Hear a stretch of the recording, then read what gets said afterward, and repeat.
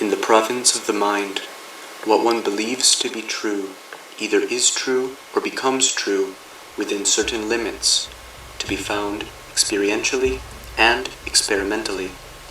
These limits are beliefs, to be transcended. Hidden from oneself is a covert set of beliefs that control one's thinking, one's actions, and one's feeling. The covert set of hidden beliefs is the limiting set of beliefs to be transcended. To transcend one's limiting set, one establishes an open-ended set of beliefs about the unknown. The unknown exists in one's goals for changing oneself, in the means for changing, in the use of others for the change, in one's capacity to change, in one's orientation towards change, in one's elimination of hindrances to change, in one's assimilation of the aids to change, in one's use of the impulse to change, in one's need for changing, in the possibilities of change, in the form of change itself, and in the substance of change and of changing.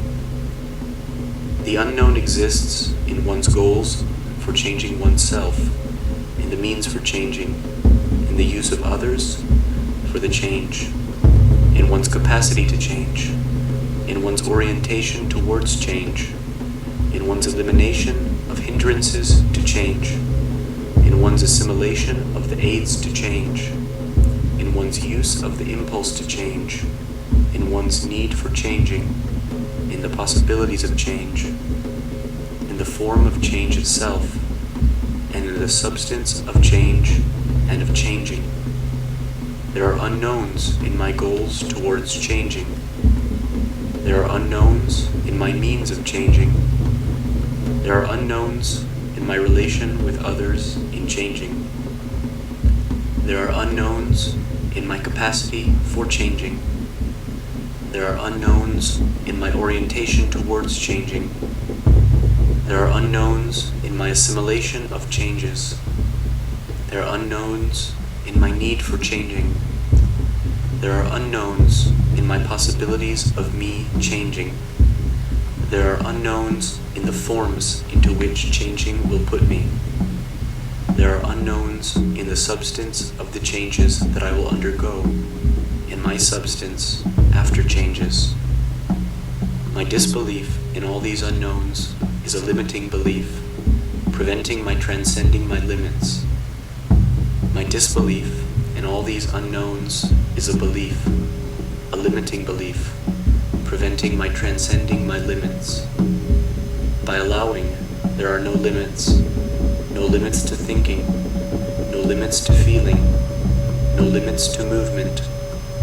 By allowing, there are no limits.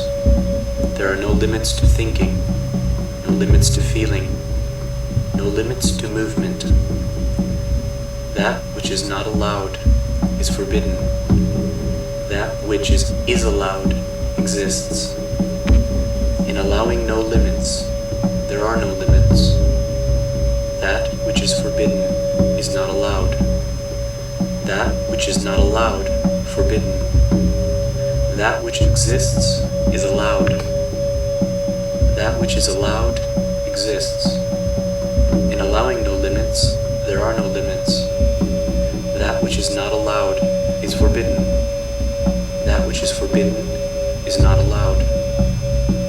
That which is allowed exists. That which exists is allowed. To allow no limits, there are no limits.